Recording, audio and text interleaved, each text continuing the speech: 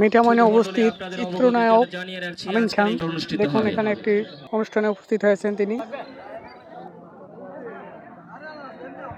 মিঠামইন উপজেলায় হঠাৎ আমিন খানের উপস্থিতি। দেখুন একটি ফুটবল খেলা টুর্নামেন্টে অনুষ্ঠিত হচ্ছে, এখানে উপস্থিত হয়েছে চিত্রনায়ক আমিন খান।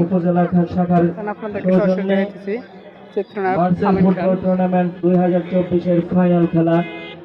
এই ফাইনাল খেলায় মুখোমুখি হয়েছে 2011 বনাম মিঠামইনে উপস্থিত চিত্রনায়ক আমিন খান। দেখুন এখানে একটি অনুষ্ঠানে উপস্থিত হয়েছেন তিনি। মিঠামইন উপজেলায় হঠাৎ আমিন খানের উপস্থিতি। দেখুন একটি ফুটবল খেলা টুর্নামেন্টে অনুষ্ঠিত হচ্ছে, এখানে উপস্থিত হয়েছে চিত্রনায়ক আমিন খান।